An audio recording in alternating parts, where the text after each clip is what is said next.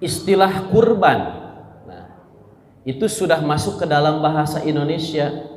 Nah, kurban itu satu akar kata dengan istilah kalau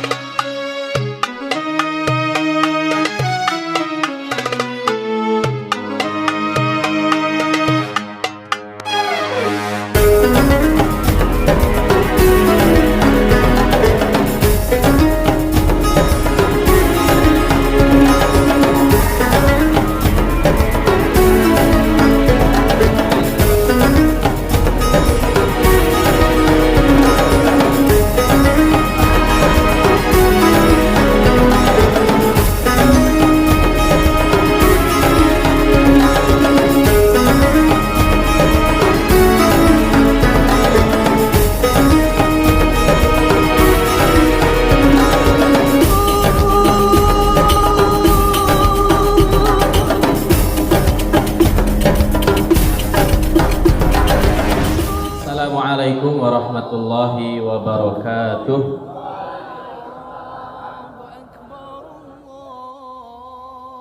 Allahu akbar, Allahu akbar, Allahu akbar, la ilaha illallah, wallahu akbar, Allahu akbar, walillahil hamd.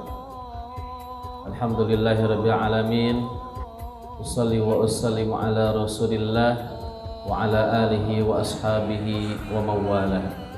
Asyhadu an la ilaha illallah wahdah la syarika lah wa asyhadu anna Muhammadan abduhu wa rasuluhu alladzi la nabiyya ba'dah. Rabbi shrah li sadri wa yassir li amri wahlul 'uqdatam min lisani yafqahu qawli. Amma ba'du. Gimana, sudah siap untuk mengikuti rangkaian praktek kurban? Ya, alhamdulillah. Pertama-tama kita panjatkan puji dan syukur ke Allah Subhanahu wa Ta'ala. Kemudian tidak lupa salawat serta salam kita curahkan, kita limpahkan mudah-mudahan senantiasa kepada baginda Nabi Muhammad SAW, dan juga mudah-mudahan para guru kita, para orang tua kita yang sedang sakit disehatkan oleh Allah, yang sedang berusaha, yang sedang berjuang mudah-mudahan dilancarkan, dan juga para guru kita mudah-mudahan diberikan kelancaran dan kesehatan. Anak-anakku sekalian, Bapak di sini mewakili guru-guru yang lain ingin mengucapkan banyak terima kasih atas kehadirannya ke tempat ini, karena waktu harusnya sudah libur tetapi di kesempatan kali ini masih bisa berangkat ke sekolah. Tentunya tidak sedikit yang harus membulatkan niat terlebih dahulu, ya. Namun di sini Bapak percaya dan meyakini kalian datang ke sini tujuannya melihat praktek kurban dan memahami bagaimana praktek kurban. Bapak ingin bertanya, hari ini hari keberapa di Zulhijjah? Hari ini hari keberapa? Berarti hitungannya angka. Nah, kalau Idul Adha hari apa? Kemarin hari, di sini ada yang Idul Adha hari Rabu, yang Kamis. Nah, Kamis tanggal berapa Zulhijjah? Idul Adha itu tanggal berapa Idul Adha? Idul Adha tanggal 10. Sekarang hari apa? Berarti berapa Zulhijjah? Nah, tadi ada yang bilang, Habibi, tanggal 12 Zulhijjah, ya. Berarti hari Rabu tanggal berapa? Tanggal 9 Zulhijjah. Nah, terkait praktek kurban itu tidak bergantung pada hitungan tanggal Masehi. Jadi nanti bisa saja Januari, bisa saja Desember, bisa saja nanti kalau waktunya cantik yang lain Natalan, Desember kita nyembelih kurban. Dengan hitungan itu entah kapan terjadi. Gitu. Nah, kenapa? Karena hitungan kurban berdasarkan bulan. Kalau Masehi hitungannya berdasarkan matahari. Makanya sekarang diingat-ingat tanggal 12 Zulhijjah. Nah, adapun praktek kurban itu bisa dimulai dari tanggal 10, 11, 12, 13 Zulhijjah. Jadi 4 hari itu jika kita melihat ada yang sedang menyembelih, kita bisa berhusnuzon itu sedang praktek kurban atau melaksanakan kurban. Tapi gimana kalau tanggal 9? Saya mah ingin lebih cepat kurbannya. Kalau meyakini hari itu tanggal 9, maka itu tidak dicatat sebagai ibadah kurban. Sekalipun sudah menyembelih sapi 100, tapi tanggal 9, maka tidak dicatat sebagai ibadah kurban. Nah, adapun hari ini mudah-mudahan kita melihat betul-betul bagaimana proses secara real untuk praktek kurban. Di sini sudah ada jagal yang melanglang buana di seantero Bandung.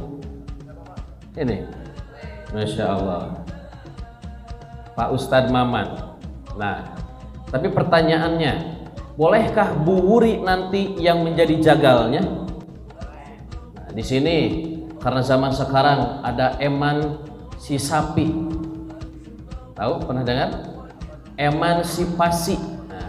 Artinya adanya equality atau kesetaraan gender, sehingga yang perempuan ingin berusaha menyembelih.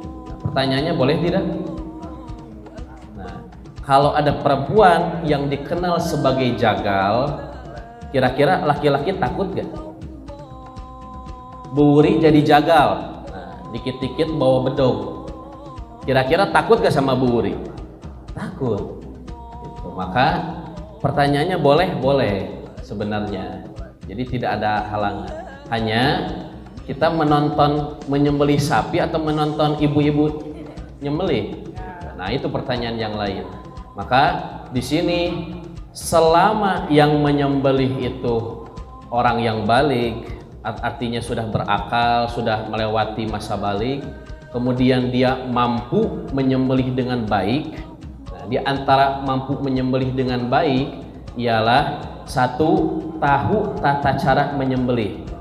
Nah, tahu tata cara menyembelih, di antaranya kita sebagai orang Islam itu terikat oleh aturan, dan aturan itu menuntut kita menjadi makhluk yang beradab, sehingga jangankan sama manusia, sama hewan pun itu ada adabnya. Di antaranya ketika kita punya golok mau menyembelih, jangan mengasah goloknya di depan mata hewannya.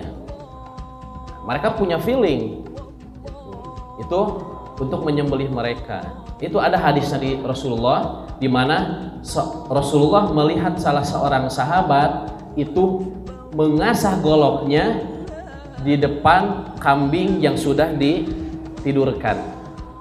Sehingga kata Rasul, jangan, mereka akan takut. Gitu. Maka di sini itu bagian dari adab, termasuk adab yang lain. Ketika sudah diasah, maka cepat-cepat untuk menyembelihnya. 1-2 detik. Jangan sampai karena goloknya tumpul sehingga bukan 1 kali sabetan, tetapi seperti digesek-gesek.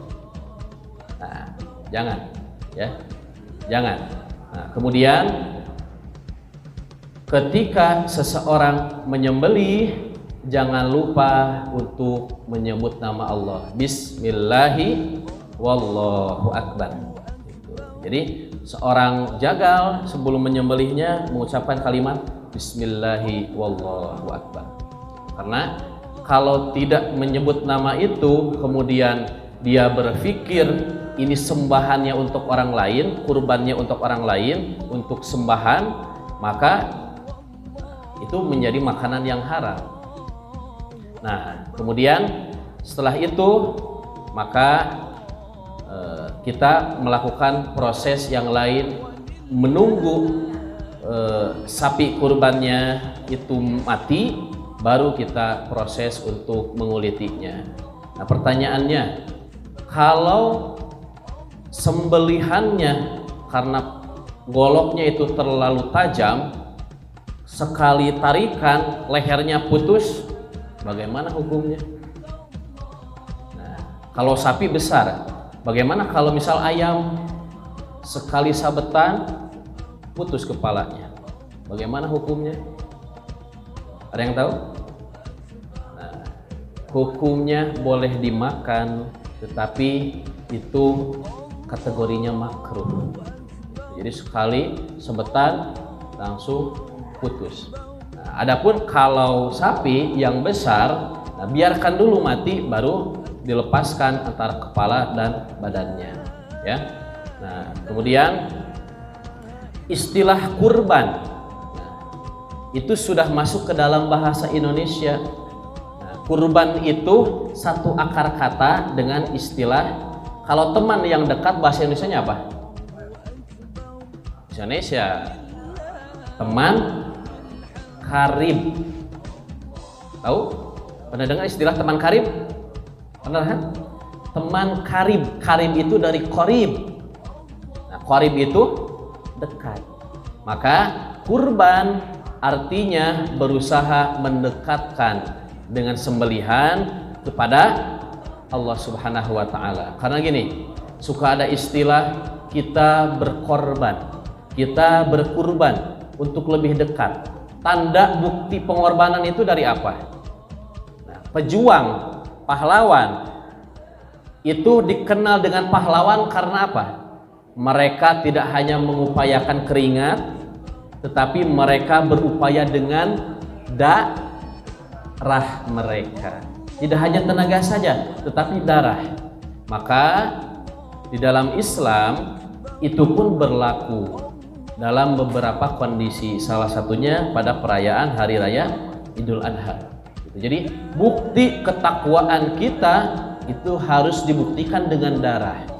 Sekiranya pada peristiwa Nabi Ismail yang akan disembelih oleh Nabi Ibrahim itu tidak diganti oleh sembelihan yang besar yang dikenal dengan kabsh azim atau domba yang besar, maka sampai sekarang mungkin anak kelas 8 yang ke sekolah akan sedikit setiap Idul Adha. Kenapa?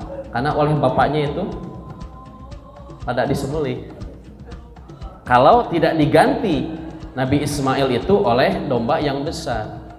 Makanya oleh Allah itu bukan untuk menyembelih anaknya, tapi menguji mental, menguji iman dari Nabi Ibrahim. Gitu. Maka di sini kita harus bersyukur, memaknai makna kurban itu mendekatkan diri kepada Allah dan sebagai bukti ketaatan kita kepada Allah Subhanahu wa ta'ala. Barangkali itu yang bisa kami sampaikan, karena kalian sudah tidak sabar untuk melihat prosesinya.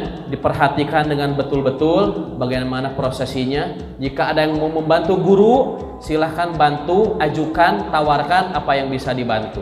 Dan setelah itu insya Allah ada sate-sate. Nah, ada nyate barengan insyaallah. Aqulu qouli hadza wa astaghfirullah li wa lakum. Assalamualaikum warahmatullahi wabarakatuh. Sekali coba takbiran. 1 2 3. Takbiran. Allahu akbar, Allahu akbar, Allahu akbar. La ilaha illallah wallahu akbar. Allahu akbar walillahil hamd.